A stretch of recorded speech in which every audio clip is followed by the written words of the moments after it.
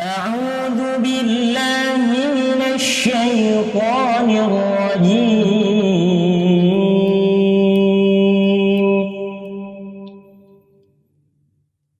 يا أيها الذين آمنوا هل أدلكم على تجارة تنجيكم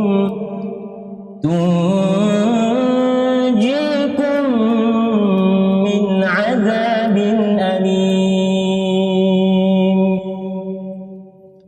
تؤمنون بالله ورسوله وتجاهدون في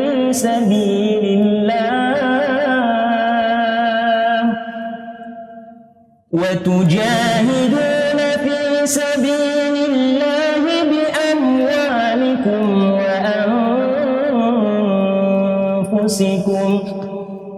ذلكم خير لكم إن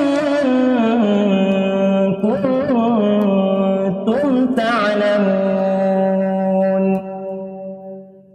يغفر لكم ذنوبكم ويدخلكم جنات تجري من تحتها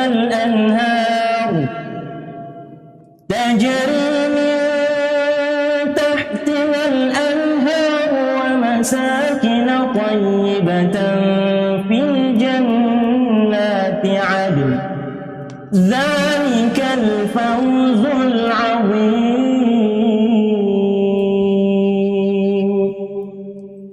وأخرى تحبونها نصر من الله وفتح قريب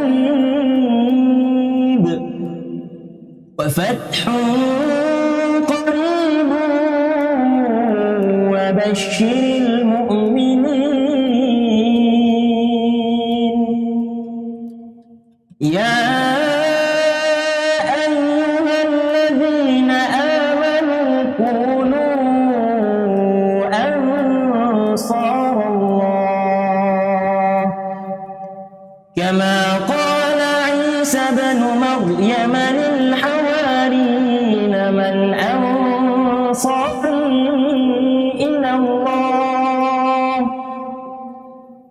قال الحواريون نحن أنصار الله. فآمنت طائفة من بني إسرائيل وكفرت طائفة فأيدنا الذين آمنوا على عدوهم فأصبحوا ظاهرين.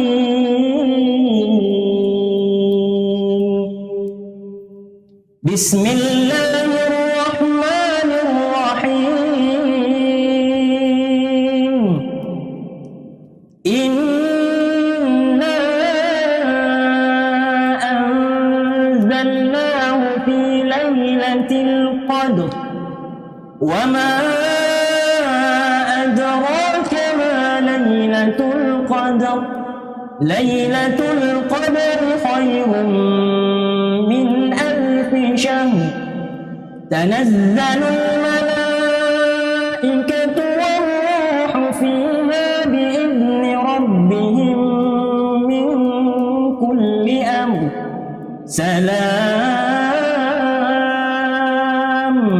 سلام هي حتى مطلع الفجر.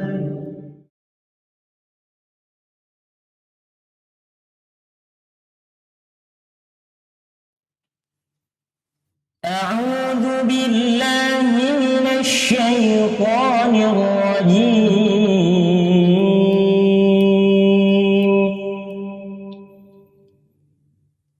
يا أيها الذين آمنوا هل أدلكم على تجارة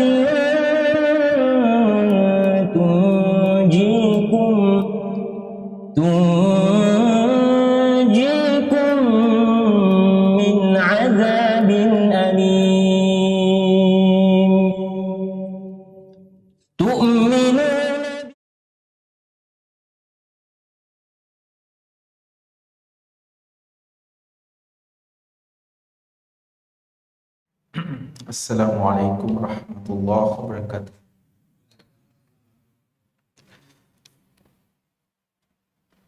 Innal hamdalillah nahmaduhu wa nasta'inuhu wa nastaghfiruh wa na'udzu billahi min shururi anfusina wa sayyiati a'malina may yahdihillahu fala mudilla lahu wa may yudlil fala hadiyalah.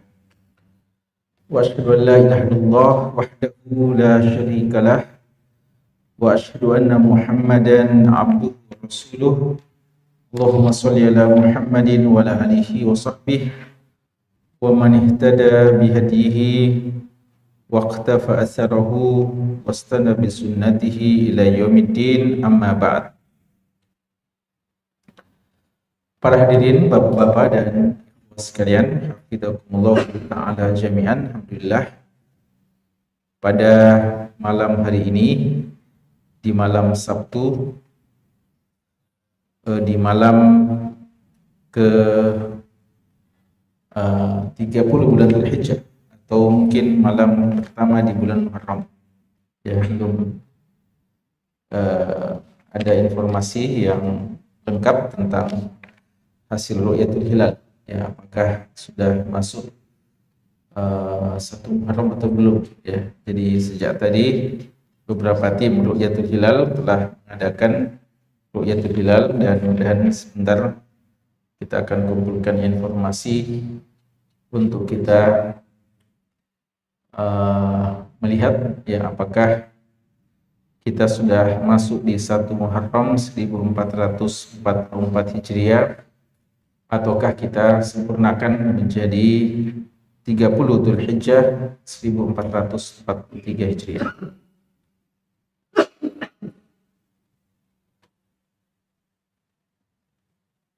Jamaah sekalian, pembahasan kita di malam Sabtu dalam taklim kita seperti biasanya pembahasan kitab Syama'ilun Nabi sallallahu alaihi wasallam atau Asy-Syama'il An-Nabawiyah wal Khisal Al-Mustafawiyah, karya dari Al-Imam Abu Isa Muhammad bin Isa bin Saurah At-Tirmidzi rahimahullahu taala.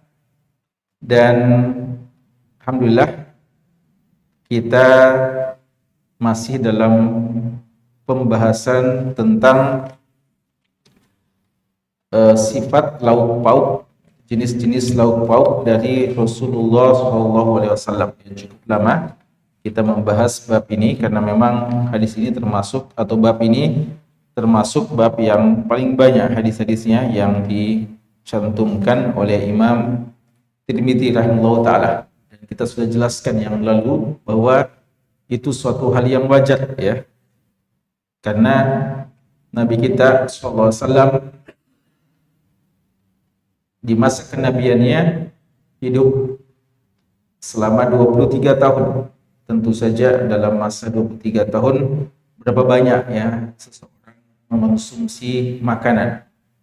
Maka wajar jika hadis-hadis yang datang dari para sahabat Nabi SAW yang menceritakan tentang lauk pauk beliau itu cukup banyak.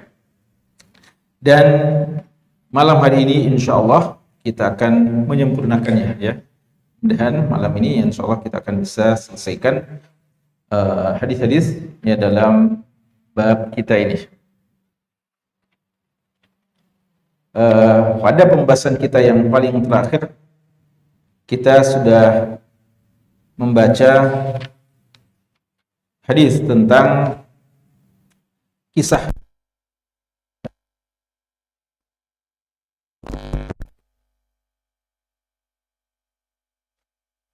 Nabi Sallallahu Alaihi Wasallam yang mendatangi Salma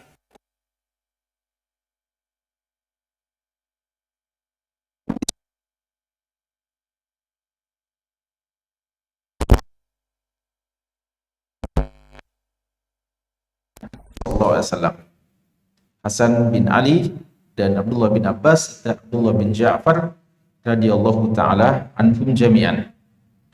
Sekarang kita masuk ke hadis yang selanjutnya, hadis yang ke-179. الحمد لله وحده والصلاة والسلام كتاب الشمائل المحمدية للإمام أبي عيسى الترمذي رحمه الله تعالى. باب السادس والعشرون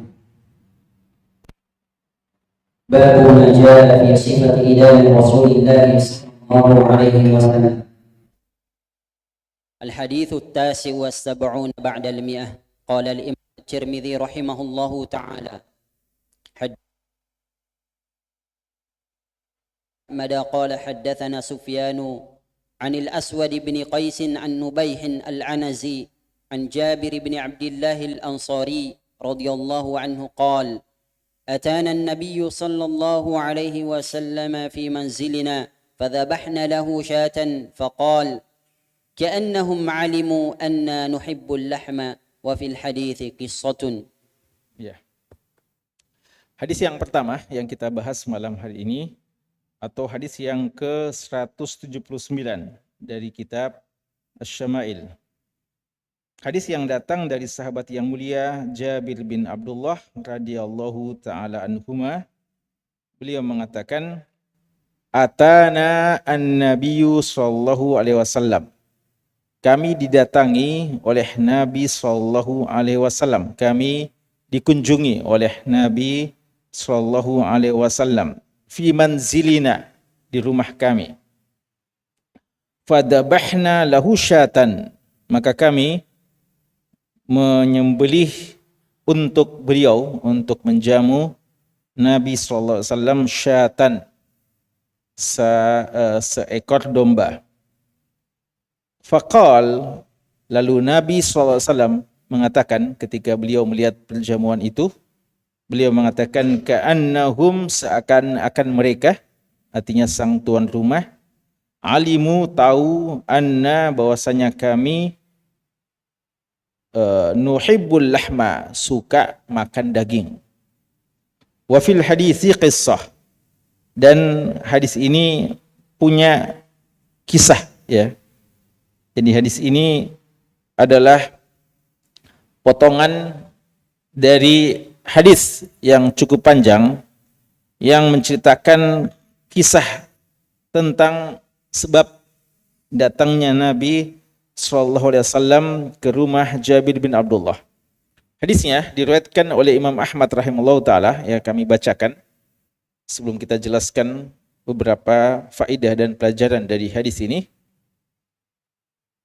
Hadis ini memiliki kisah diriwayatkan oleh Imam Ahmad rahimahullah bahwa Jabir bin Abdullah radhiyallahu taala anhu, ya Jabir radhiyallahu anhu, kalau kita bilang Jabir radhiyallahu anhu, kalau kita bilang Jabir bin Abdullah radhiyallahu anhuma, ya karena beliau dan bapaknya keduanya adalah sahabat Nabi sallallahu alaihi wasallam.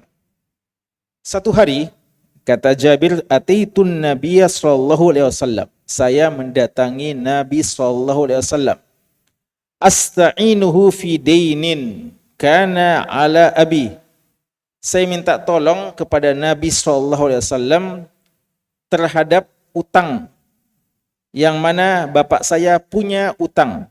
Jadi bapak beliau meninggalkan utang. Dan waktu itu bapak beliau sudah wafat, ya sudah meninggal dunia, mati syahid, ya di perang Uhud. Abdullah, ya bin Haram al-Ansari, seorang sahabat yang mulia yang mendapatkan kemuliaan mati syahid di perang Uhud. Namun ketika beliau wafat, ya ada beberapa sangkutan utang beliau.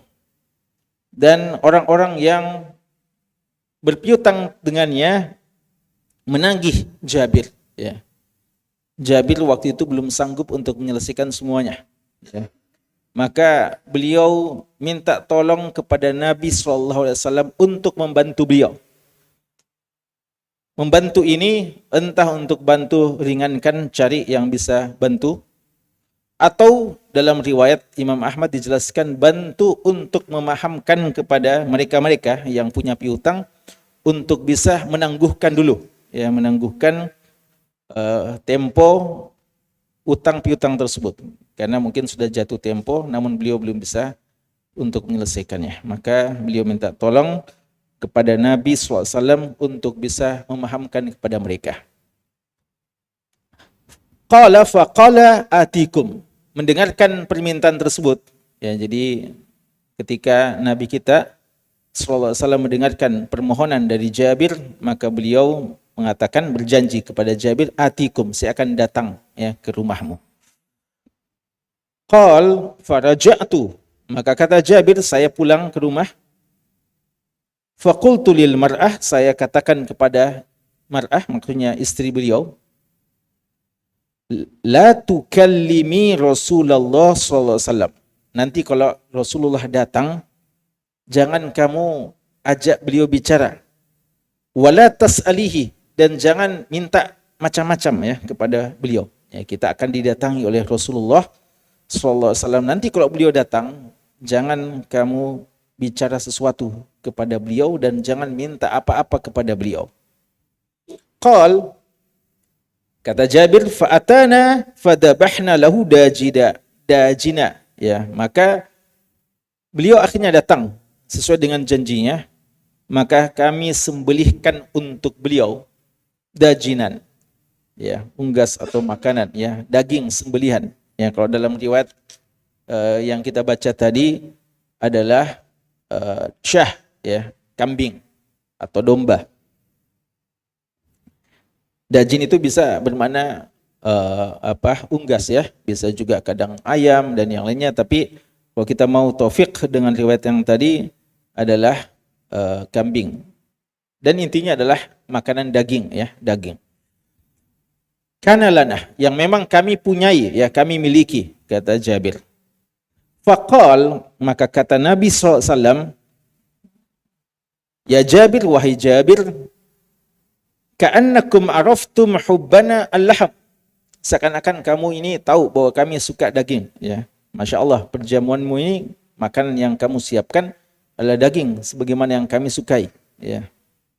Qal, kata Jabir, falamma kharaja, ketika Nabi SAW mau pulang, maksudnya tentu saja ini diringkas hadisnya ya.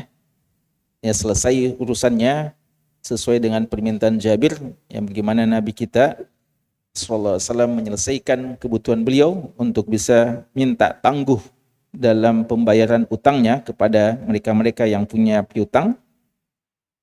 Ketika beliau mau pulang, qalat lahul mar'ah, tiba-tiba istri dari Jabir berkata kepada Nabi SAW, "Shalli alayya wa ala zawji." Ya, "Shalli alayya wa ala zawji." Doakan untuk saya dan doakan untuk suamiku, yaitu Jabir. Qal, maka kata Jabir, faqalah, maka Nabi SAW mengatakan, Allahumma shalli alaihim. Ya Allah, bersalawatlah kepada mereka. Ya, artinya keluarga Jabir. Qala faqultu laha, maka saya, ya, Jabir berkata kepada istrinya, nanti setelah pulang ya, alaysa qad nahaituki, bukankah tadi saya sudah wanti-wanti jangan minta apa-apa kepada Nabi sallallahu alaihi wasallam, termasuk jangan minta, ya termasuk ini jangan minta doa. Qalat, apa jawaban dari sang istri? Tara Rasulullah sallallahu alaihi wasallam kana yadkhulu alaina, gimana pendapatmu, gimana pandanganmu kira-kira? Rasulullah sallallahu alaihi wasallam sudah mendatangi rumah kita, wala yad'u lana, lalu beliau pulang tanpa mendoakan kita. Ya, sia-sia terasa kalau beliau datang tanpa doakan kita. Itu kisah ya yang dimaksudkan oleh Imam Tirmidzi ketika beliau sebutkan hadis kita ini. Ada beberapa pelajaran yang bisa kita ambil dari hadis kita ini. Hadis ini, jamaah sekalian, menjelaskan kepada kita bagaimana makna kedermawanan Rasulullah sallallahu alaihi wasallam, di mana beliau, ya sebagaimana yang dikatakan oleh Abdullah bin Abbas radhiyallahu anhuma, kana ajwadan nasi, ya beliau adalah seorang manusia yang paling dermawan. Dan di antara kedermawanan beliau adalah beliau senantiasa siap untuk membantu sahabatnya terhadap segala yang mereka butuhkan. Walaupun kadang beliau tidak bisa membantu secara langsung, tapi bisa menjadi perantara. Ya, dan ini adalah yang dinamakan dengan syafaat, yang memberikan syafaat kepada para sahabatnya. Dan syafaat ini kita menjadi perantara untuk membantu orang yang susah. Kalau kita punya, untuk membantunya secara langsung, kita berikan harta atau apa yang dia butuhkan. Kalau tidak, kita cari orang-orang yang bisa membantunya. Atau paling tidak dengan kedudukan kita, ya orang mungkin segan dan orang yang menghormati kita, maka kita bisa menjadi perantara dan menyatakan kepada orang tersebut untuk membantu saudaranya. Ya, jadi di sini Jabir bin Abdullah radhiyallahu anhu minta kepada Nabi SAW untuk bisa berbicara kepada mereka-mereka yang punya piutang untuk menangguhkan piutangnya kepada Jabir bin Abdullah. Hadis ini juga menjelaskan kepada kita bahwa hukum asal berutang boleh saja pada saat diperlukan, ya, pada saat kita dalam keadaan hajat, apatah lagi dalam keadaan darurat. Ya, walaupun utang bukan sesuatu yang dianjurkan, namun dalam kondisi-kondisi tertentu dibolehkan. Ya. Terbukti ya para sahabat sebagian melakukannya dan Nabi kita tidak sampai melarangnya, tidak sampai memarahinya. Dan Nabi kita juga kadang seperti itu walaupun beliau minta perlindungan kepada Allah Subhanahu wa taala terhadap dola'id dain atau ghalabatid dain, ya. Nabi kita sallallahu alaihi wasallam minta perlindungan kepada Allah dari lilitan utang atau dikuasai, dikalahkan oleh utang. Maksudnya adalah seorang yang hidupnya tidak pernah lepas dari utang. Selesai satu utang, berutang lagi, ya. Atau menjadi satu kebiasaannya. Ini yang tercela, ya. Namun ketika suatu saat kita terpaksa berutang, maka itu suatu hal yang tidak mengapa, ya. Namun tentu saja ya kita perlu memperhatikan adab-adabnya dan utamanya menunaikan utang kita ya pada waktunya. Dan Allah Subhanahu wa taala telah menurunkan satu ayat yang paling panjang dalam Al-Qur'an, ya, satu halaman penuh untuk mengingatkan persoalan transaksi utang piutang, menjelaskan tentang pentingnya masalah ini karena resikonya kadang bukan cuma di dunia tapi sampai di akhirat, ya. Seseorang kadang terhalangi untuk masuk surga disebabkan persoalan utang piutang. Dan apa yang terjadi pada para sahabat ini tentu saja kita bawa kepada makna mereka dalam keadaan hajat atau dalam keadaan darurat sampai seperti itu. Jabir ditinggalkan oleh bapaknya dalam keadaan berutang dan tentu saja yang paling berhak atau yang paling wajib untuk menyelesaikan utang dari orang yang telah meninggal adalah ahli warisnya, ya, ahli warisnya. Karena itu Jabir bertanggung jawab untuk menyelesaikan utang dari bapaknya. Dan itu beliau siap, cuma minta tangguh kepada mereka lewat perantaran Nabi Shallallahu Alaihi Wasallam. Dan hadis ini juga menjelaskan kepada kita bahwa tidak mengapa ya kita kadang memanggil orang yang meminta bantuan orang lain dan memanggil mereka untuk mengunjungi kita. Dan Nabi kita Shallallahu Alaihi Wasallam sebagai seorang pemimpin yang mulia dan seorang yang paling sibuk, ya tentu saja kalau kita katakan dari soal kesibukan beliaulah manusia yang paling sibuk karena beliaulah yang menjadi pemimpin semua manusia tanpa kecuali, ya. Risalah beliau adalah risalah untuk seluruh alam, untuk seluruh manusia, maka beliau adalah manusia yang paling sibuk. Namun selama beliau mampu, beliau menyempatkan waktunya untuk menziarahi sahabat-sahabatnya. Apatah lagi mereka-mereka yang memerlukan untuk diberikan bantuan-bantuan khusus. Karena itu Jabir bin Abdullah radhiyallahu anhu meminta secara khusus mengundang ya Nabi kita Sallallahu Alaihi Wasallam untuk datang ke rumahnya dan bisa membantu beliau. Ya, karena beliau ketika didatangi, orang-orang yang ada sekitarnya yang punya piutang bisa diajak bicara untuk bisa menangguhkan utang tersebut. Dan kedatangan beliau ini bukan undangan akikah, ya, bukan undangan walimah dan bukan undangan karena ada perjamuan, tapi undangan untuk datang ke rumah sahabat karena mau membantu menyelesaikan urusannya. Ya. Dan itu dilakukan oleh Nabi Shallallahu Alaihi Wasallam. Beliau mengatakan, atikum, ya, saya akan datang kepadamu. Hadis ini juga menjelaskan kepada kita bahwa disyariatkannya untuk menjamu tamu kita, ya, menjamu tamu kita. Apalagi kalau kita sudah tahu dia akan datang, ya. Sedangkan kita tidak tahu pun, sebagian sahabat kalau didatangi, apalagi kalau seperti Nabi sallallahu alaihi wasallam, mereka begitu melihat Nabi datang, ya, sebagaimana dalam beberapa riwayat, lalu juga ada Abu Bakar dan Umar, maka mereka bersegera untuk menyiapkan apa yang mereka sanggupi. Ya, bahkan ada yang sampai langsung menyembelih, ya, kambingnya, menyembelih apa yang dimiliki untuk menjamu Nabi Shallallahu Alaihi Wasallam. Dalam hadis ini, Jabir ketika sudah tahu Rasulullah akan datang, ini memang sudah tahu, ya, sebelumnya, maka beliau langsung menyembelih kambing, ya, untuk menyambut kedatangan tamu istimewa ini, Rasulullah SAW. Dan ini menjelaskan kepada kita bahwa ini salah satu bentuk khidmah kepada orang yang berziarah ke rumah kita. Dan ini tidak dianggap takalluf, ya, tidak dianggap menyusahkan diri selama kita sanggup, ya. Dan itu dalam bab di Sahih Bukhari, Imam Bukhari menyebutkan bahwa bab menyediakan makanan untuk tamu, dan kadang takalluf, ya, kadang sun'ah, ya, dan membuatkan makanan, dan tidak termasuk dalam bentuk menyusahkan diri yang terlarang. Makanya kita sebagai tamu juga, ya, ketika dijamu, tidak ada juga sunnahnya untuk mengatakan bahwa tidak usah repot-repot, ya.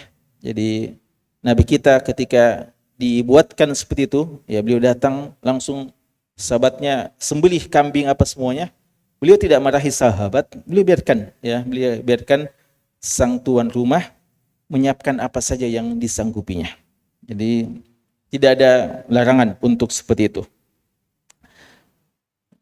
Selama, ya, dan juga tentu saja, ya, kita sebagai tamu ketika datang, kita prasangka baik kepada tuan rumah, ya, sehingga ketika kita datang disambut dengan baik, dan seandainya tidak ada yang disuguhkan untuk kita, maka kita tidak boleh juga mengomel, ya, tidak bisa juga kita memarahi atau kita marah-marah, karena boleh jadi itulah kemampuannya.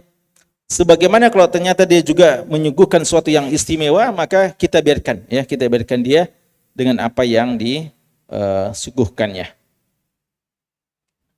Hadis ini juga menjelaskan kepada kita bagaimana penghormatan para sahabat kepada Nabi SAW. Jabir sudah wanti-wanti istrinya, ya, nanti kalau Rasulullah datang jangan minta macam-macam, ya, diam-diam saja. Ya, ini beliau sudah datang ini untuk membantu kita. Jangan lagi minta macam-macam, ya. Jangan bicara kepada beliau lalu minta macam-macam, ya.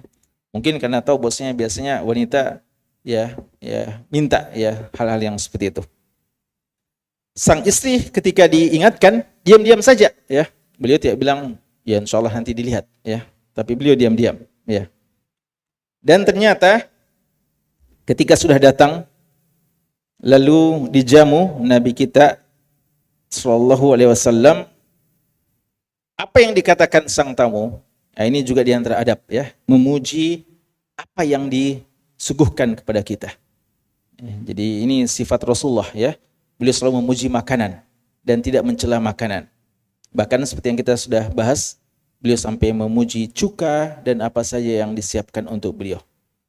Di sini beliau bilang kepada Jabir, ya, kayaknya antum tahu, ya, kurang lebih gitu, ya. Kayaknya antum tahu bahwa kita ini suka daging, ya. Jadi biasa itu kita tiba-tiba kita kunjungi rumah teman kita, rumah saudara kita, keluarga kita, lalu yang disuguhkan memang Masya Allah yang kita suka, ya. Maka sebaiknya kita puji seperti itu. Nah, ini sunnah Rasulullah, ya. Jadi antum datangi ke rumah antum, ke rumah teman antum, lalu ternyata yang dia suguhkan umpamanya coto, coto. Ya, antum bilang Masya Allah, coto, ya, lama sekali saya sudah tidak makan coto. Ini paling saya suka ini, ya. Atau antum disuguhkan pisang goreng umpamanya, ya. Puji juga, alhamdulillah. Ya, pisang goreng yang panas-panas ini, masya Allah. Ini sebenarnya hobi kami dulu, ya. Dan apa saja, ya. Jadi ini satu sifat Rasulullah Sallallahu Alaihi Wasallam untuk memuji makanan dan memuji para sahabatnya terhadap apa yang mereka berikan kepada Nabi Sallallahu Alaihi Wasallam. Dan ini juga menjelaskan kepada kita bahwa Nabi kita Sallallahu Alaihi Wasallam suka makan daging, ya, suka makan daging. Dan ini bukan basa-basi sebenarnya. Memang beliau suka makan daging. Tapi kesukaan beliau kepada daging tidak menjadikan beliau mengharuskan untuk selalu makan daging, ya. Namun ketika ada, beliau makan, ya. Dan ini juga sekaligus bantahan kepada kaum sufi, ya, yang menganggap ini bagian dari yang menghilangkan kezuhudan seseorang atau mengurangi keubudiyah seseorang kepada Allah Subhanahu wa taala, ya.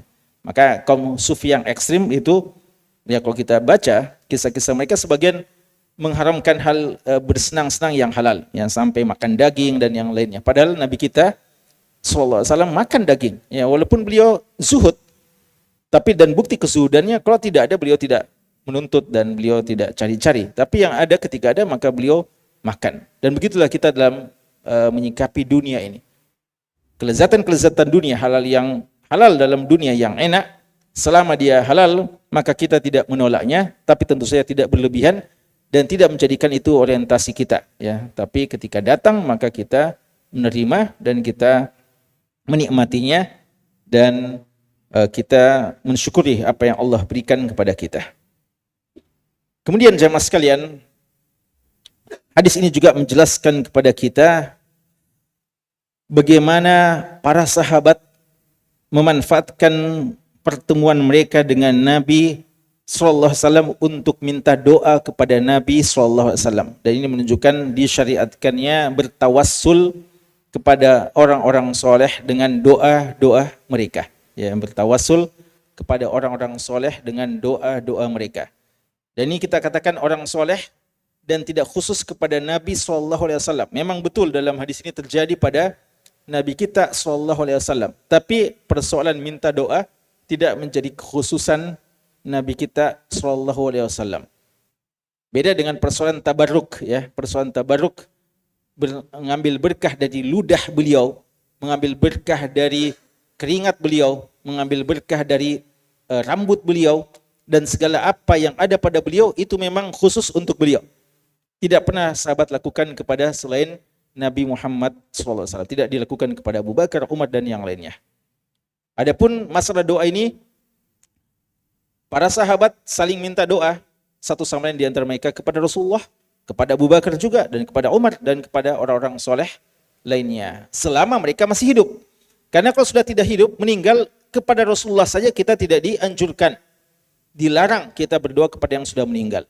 Ya, dan ini diingatkan, ya, karena ada fatwa yang keluar, ya, tentang bolehnya minta bertawasul dan mengambil berkah dan berdoa meminta kepada nabi-nabi yang telah meninggal, ya, di kuburan-kuburan mereka dan wali-wali. Ya, ini tentu saja satu, ya, ini fatwa dari ulama Azhar yang baru keluar dan ini bertentangan dengan fatwa ulama Azhar yang dahulu, ya, yang dahulu, yang pada waktu itu masih benar-benar menjaga hal-hal yang sifatnya dalam persoalan tauhid, ya, karena memang ini suatu hal yang tidak dibolehkan, ya, minta-minta kepada kepada kuburan-kuburan atau minta-minta kepada wali-wali yang sudah meninggal, bahkan kepada Nabi pun yang telah meninggal. Hadis ini menjelaskan kepada kita bahwa para sahabat minta doa kepada Nabi sallallahu alaihi wasallam, dan hadis ini juga, ya, menjelaskan kepada kita bahwa kadang kita boleh menyelisihi larangan jika kita tahu bahwasanya dia hanya karena pertimbangan tertentu, bukan larangan yang tegas atau sebab-sebab tertentu saja. Tampaknya sang istri ini fahami bahwa larangan suaminya ini untuk tidak minta kepada Rasulullah, tidak minta doa kepada Rasulullah hanyalah sebagai bentuk penghormatan dan supaya tidak merepotkan Rasulullah, dan rasanya yang ini kita sudah banyak dibantu, jangan lagi minta apa-apa, ya. karena khawatir nanti permintaan yang tidak-tidak. Tapi bukan ya larangan yang secara tegas yang mutlak. Dan itu difahami sehingga sang istri ini berani ya untuk menyelesaikan larangan suaminya sampai beliau tetap minta kepada Nabi SAW. Tapi beliau tidak minta materi duniawi, beliau minta didoakan ya. Doakan saya dan doakan suamiku wahai Rasulullah. Ini mungkin sama ya, walaupun dalam hadis memang ada pembahasan ilahnya. Ketika Nabi kita SAW mengatakan kepada Mu'adz bin Jabal, ketika dijelaskan tentang hak Allah terhadap hamba dan hak hamba terhadap Allah. Lalu Mu'adz bin Jabal radhiyallahu anhu mengatakan, afala ubasyiru bihin nas, boleh saya beritahu ini kepada manusia, kabar yang bagus ini?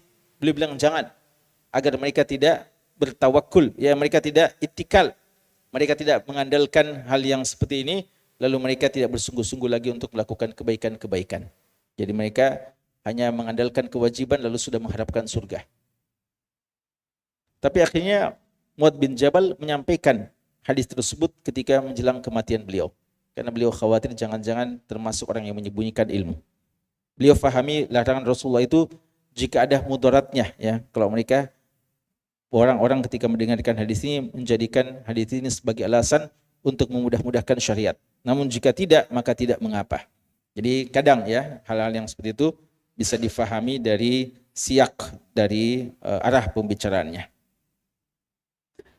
Dan hadis ini menjelaskan kepada kita bagaimana Nabi kita SAW mendoakan para sahabatnya, utamanya yang telah berkhidmah kepada beliau. Ya, beliau selalu mendoakan. Ya, sehingga beliau ketika mendatangi Anas bin Malik, beliau melakukan juga yang seperti itu. Ya, jadi dalam beberapa riwayat beliau mendatangi Anas bin Malik ya ke rumahnya, lalu setelah dijamu beliau minta mana tempat sholatnya, maka beliau sholat di situ, memimpin sholat berjamaah, sholat sunnah, lalu beliau doakan keluarga Anas bin Malik. Juga terjadi pada Itban, ketika Itban minta kepada Rasulullah untuk mengunjunginya, lalu setelah itu dikunjungi lalu didoakan. Ya. Dan juga kisah Jabir ini. Ya.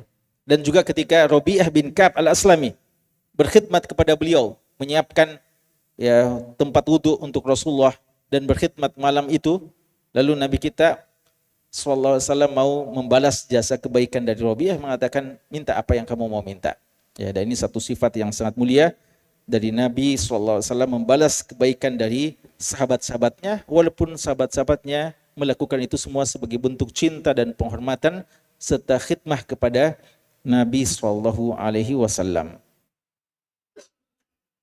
Dan hadis ini ya menjelaskan kepada kita bagaimana istri dari Jabir ini memahami bahwa sangat tidak pantas kita dikunjungi orang yang baik ya seperti Nabi dan orang yang soleh, seorang yang alim, lalu pergi begitu saja tanpa mendoakan kita.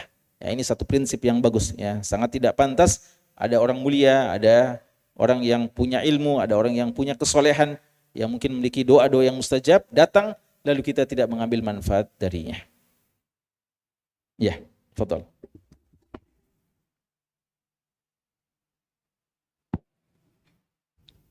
الحديث 180 قال الإمام الترمذي رحمه الله تعالى حدثنا ابن أبي عمر قال حدثنا سفيان قال حدثنا عبد الله بن محمد بن أقيل أنه سمع جابرا قال سفيان وحدثنا محمد بن المنكر عن جابر رضي الله عنه قال خرج رسول الله صلى الله عليه وسلم وأنا معه فدخل على امرأة من الأنصار فذبحت له شاة فأكل منها وأتته بقناع من رطب فأكل منه ثم توضأ للظهر وصلى صلى الله عليه وسلم ثم انصرفا فأتته بعلالة من علالة الشاة فأكلا ثم صلى العصر ولم يتوضأ. Ya, hadis yang ke-180 hadis yang juga datang dari Jabir bin Abdullah radhiyallahu anhuma, beliau mengatakan kharaja Rasulullah sallallahu alaihi wasallam. Rasulullah sallallahu alaihi wasallam pada satu hari keluar dari rumahnya wa ana ma'hu, dan waktu itu saya mendampingi beliau. Fadakhala ala imra'atin minal ansar, beliau mendatangi seorang wanita dari kalangan Ansar, fadabahat lahu syah, lalu wanita Ansar ini menyembelihkan untuk Nabi sallallahu alaihi wasallam kambing atau domba. Fa'akala minha, lalu beliau makan dari daging tersebut. Wa atathu biqina'in min rutabin, lalu selain makan daging kambing, ya, wanita ini juga menyiapkan kepada Nabi sallallahu alaihi wasallam biqina' min rutabin, ya, tempat yang beliau sediakan disimpan di tempat rutab, kurma muda, ya, kurma rutab yang manis. Fa'akala minhu, Nabi kita sallallahu alaihi wasallam makan, ya, rutab tersebut. Tsumma tawadda, kemudian beliau berwudu lizuhri, untuk salat duhur. Wa shalla sallallahu alaihi wasallam, dan beliau melaksanakan salat duhur. Summan sarafa, kemudian beliau balik. Fa'atathu, kembali ke rumah tersebut. Lalu sang wanita itu datang lagi membawakan bi'ulalatin min ulalati syah, bawa lagi sisa-sisa dari daging kambing tersebut. Fa'akala, kemudian beliau makan lagi. Tsumma shallal asra, kemudian beliau salat asar. Walam yatawadda, dan beliau tidak berwudu lagi sebelum melaksanakan salat asar. Jamaah sekalian, hadis kita ini menjelaskan beberapa hal.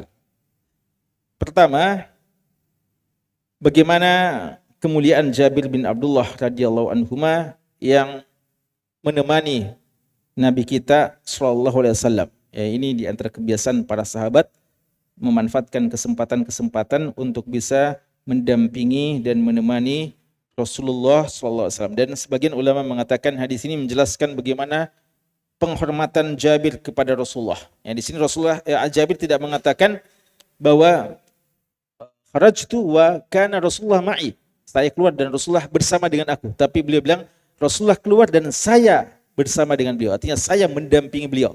Ya, untuk menjelaskan bahwa beliau hanyalah datang sebagai pendamping, pelayan, dan berkhidmat kepada Nabi SAW. Dan ini kesempatan yang selalu ditunggu-tunggu oleh para sahabat. Mereka selalu berlomba-lomba untuk kesempatan yang mulia seperti ini. Kemudian hadis ini juga menjelaskan kepada kita tentang bagaimana, seperti yang kita sebutkan tadi, kebiasaan Nabi kita SAW mengunjungi para sahabat-sahabatnya, atau mungkin kita katakan para rakyatnya, ya, mengunjungi bawahan-bawahannya atau rakyat-rakyatnya, mengunjungi mereka dan menerima undangan-undangan dari mereka. Dan juga menjelaskan bagaimana mereka dalam menjamu Nabi sallallahu alaihi wasallam. Tentu saja ini tidak berarti, ya. Jadi jangan difahami dengan banyaknya hadis yang seperti ini. Jadi jangan dipikir bahwa kayaknya Rasulullah ini kerjanya tiap hari cuma memenuhi undangan saja, ya. Dari satu waktu ke waktu yang lain kerjanya cuma keliling-keliling untuk menerima undangan, ya. Enggak. Ini di antara bagian kehidupan beliau. Kalau kita juga baca bagaimana dakwah beliau, bagaimana jihad beliau, ya, seakan-akan kita bahwa ini beliau tidak ada hidupnya kecuali jihad saja, kecuali berdakwah saja. Dan inilah kelengkapan dari kehidupan Rasulullah SAW.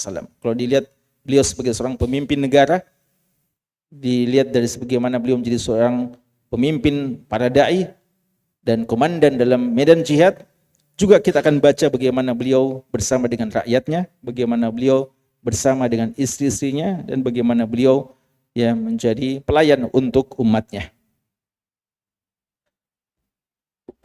Hadis ini juga menjelaskan kepada kita, ya, seperti hadis Jabir tadinya, bagaimana mereka menyembelih, ya, kambing untuk menjamu Nabi sallallahu alaihi wasallam. Dan selain kambing disuguhi juga rutab, ya, rutab. Ya, jadi tidak mengapa, ya. Kadang jadi selain makanan utamanya juga diberikan rutab. Walaupun kadang Rasulullah Sallallahu Alaihi Wasallam makannya itu cuma rutab saja, kurma saja, dan sudah cukup bagi beliau. Tapi seperti yang kita sebutkan juga, kalau ada tambahan, ada rezeki seperti makan daging, ya kadang beliau memadukan antara makan daging beliau dan juga makan kurma beliau. Hadis ini ada kata-kata ketika masuk waktu zuhur Nabi kita berwudu. Apakah wudu beliau ini karena beliau sudah makan daging kambing? Apa jawabannya? Apakah beliau berwudu ini karena beliau habis makan daging kambing atau bagaimana? Ya. Apa lanjutan hadisnya?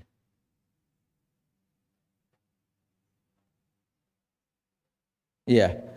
Jadi hadis ini ya dikatakan beliau sudah makan kambing dan makan rutab, kemudian pergi sholat duhur, beliau berwudu. Tidak bisa difahami dari hadis ini bahwa wudu beliau karena habis makan daging kambing. Karena itu wudu beliau ini mungkin karena memang tadi ada sebab-sebab beliau batal, atau memang sekadar untuk mentajdid, memperbaharui wudu beliau, ya, memperbaharui wudu beliau. Dan itu ditunjukkan oleh hadis, oleh sambungan dari hadis ini. Kemudian hadis ini juga menjelaskan kepada kita bahwa bolehnya makan 2 kali, ya. Jadi beliau makan sebelum duhur, ya, sebelum duhur. Dan memang biasanya, ya, beliau itu yang namanya apa? Ghada, ya, sama dengan kailulah, ya. Kailulah dan ghada itu biasa para sahabat sebelum duhur makan siang dan juga tidur sebelum zuhur. Kecuali Jumat, yang sebagaimana kata Sahal bin Sa'ad, kunna la naqil wa la nataghadda illa ba'dal Jum'ah. Kalau Jumat kami makan siangnya dan tidur siangnya setelah Jumat, ya, karena mereka cepat-cepat pergi sholat Jumat. Tapi difahami dari itu bahwa biasanya mereka makan siangnya sebelum Jumat dan juga tidur siangnya sebelum duhur, ya, sebelum duhur dan sebelum duhur makannya, dan juga sebelum duhur tidur siangnya. Kadang seperti itu. Dan kadang juga 2 kali seperti ini, ya. Jadi tadi sebelum duhur beliau makan, lalu pergi sholat, ternyata pulang masih diajak lagi, masih ada lanjutannya, ya. Apa lanjutannya? Masih ada ternyata sisa dagingnya, ya. Maka ketika beliau pulang artinya kembali ke rumah dari wanita tersebut, disuguhkan lagi sisa dari daging kambing. Maka beliau makan lagi, ya. Ada sebuah hadis dari Aisyah radhiyallahu anha yang mengatakan bahwa Nabi SAW tidak pernah sekalipun kenyang 2 kali makan daging dalam 1 hari. Ya, Aisyah radhiyallahu anha pernah mengatakan Nabi kita SAW tidak pernah dalam 1 hari kenyang 2 kali makan daging dalam 1 hari. Bagaimana dengan hadis kita ini? Jawaban ulama kita bahwa tidak bertentangan. Karena ini sangat-sangat jarang kejadian yang seperti ini, dan boleh jadi Nabi kita, dan memang itu yang rajih, bahwa Nabi kita sallallahu alaihi wasallam ketika makan tidak kenyang, ya. Artinya beliau makan sedikit dulu sebelum duhur, lalu berikutnya lagi sedikit lagi. Jadi tidak kenyang 2 kali. Mungkin kali keduanya baru kenyang, tapi tidak kenyang 2 kali. Ya, begitu dibawa makna dari pernyataan Aisyah radhiyallahu anha dengan kasus yang terjadi pada hadis kita ini. Dan hadis ini menjelaskan, ya, di bagian paling akhir hadis ini disebutkan bahwa beliau makan kemudian sholat asar. Jadi setelah selesai ternyata masuk lagi waktu asar, lalu beliau walam yatawadda, beliau tidak berwudu, padahal makan kambing lagi. Ya, sebagai ini dalil bahwasanya bukan tadi waktu duhur beliau berwudu karena batal disebabkan makan kambing. Dan seperti yang kita sudah pernah jelaskan bahwa yang rajih, yang membatalkan wudu hanyalah daging unta saja. Ya, masih bisa, ya? Ya, kita mau selesaikan ini. Ya, kita cepat saya. Fadhal. الحديث 81 بعد 100. قال الإمام الترمذي رحمه الله تعالى: حدثنا العباس بن محمد الدوري قال حدثنا يونس بن محمد قال حدثنا فليح بن سليمان عن عثمان بن عبد الرحمن عن يعقوب بن أبي يعقوب عن أم المنذر رضي الله عنها قالت دخل علي رسول الله صلى الله عليه وسلم ومعه علي رضي الله عنه ولنا دوال معلقة قالت فجعل رسول الله صلى الله عليه وسلم يأكل وعلي معه يأكل فقال رسول الله صلى الله عليه وسلم لعلي ما هي علي فإنك ناقه قالت فجلس علي رضي الله عنه والنبي صلى الله عليه وسلم يأكل قالت فجعلت لهم سلقا وشعيرا فقال النبي صلى الله عليه وسلم يا علي من هذا فأصب فإنه أوفق لك. Ya, hadis yang ke-181, hadis yang datang dari Ummul Mundir. Ummul Mundir ini disebutkan salah seorang bibi dari Nabi SAW. Beliau mengatakan, dakhala alayya Rasulullah SAW. Rasulullah SAW satu hari mendatangiku, wa ma'ahu Aliyun, dan beliau ditemani oleh Ali bin Abi Thalib radhiyallahu anhu. Walana dawal mu'allaqah, dan kami punya buah-buah kurma yang tergantung. Qalat faja'ala Rasulullah sallallahu alaihi wasallam ya'kulu wa aliyun ma'ahu ya'kul. Maka mulailah disuguhkan itu dan Rasulullah sallallahu alaihi wasallam serta Ali makan dari buah tersebut atau kurma tersebut. Faqala Rasulullah sallallahu alaihi wasallam li Ali, lalu Rasulullah SAW berkata kepada Ali, mah ya Ali, berhenti wahai Ali, artinya jangan terlalu banyak makan, ya. Fa innaka naqih, karena kamu ini baru sembuh dari penyakitmu. Jadi Nabi kita SAW tahu bahwa ini tidak baik, ya, kalau baru sembuh, ya belum fit betul, lalu makan banyak yang seperti itu. Dan ini menunjukkan kepada kita bagaimana pengetahuan Nabi kita sallallahu alaihi wasallam termasuk dalam persoalan-persoalan kesehatan apa yang bisa memberikan manfaat dan berikan mudarat kepada para sahabatnya. Maka wajar kalau ada yang dinamakan at-tibun nabawi, karena beliau tahu betul apa yang bermanfaat untuk sahabat-sahabat dan untuk umatnya. Qalat fajalasa Ali, begitu mendapatkan arahan, maka Ali tidak bilang dari mana kamu tahu Rasulullah. Ya, beliau langsung diam dan berhenti betul makan sesuai dengan arahan dari Nabi sallallahu alaihi wasallam. Wan Nabi sallallahu alaihi wasallam ya'kul, dan Nabi meneruskan makanannya karena beliau sehat, ya. Jadi jangan sampai bilang ini dilarang kita baru dia yang makan, ya. Para sahabat faham betul bahwasanya beliau melakukan ini karena memang untuk kemaslahatan bagi umatnya dan bukan persoalan pribadi beliau. Qalat, maka kata Ummul Mundir, faja'altu lahum silqan wa sya'iran.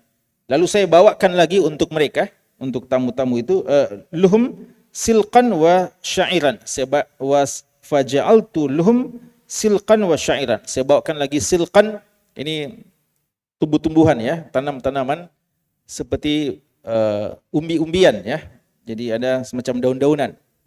Jadi semacam lalap-lalapan lah, ya. Tumbuhan jirjir, ya, kalau kita di Arab sana. Wa sya'iran, dan juga dengan syair, dengan gandum.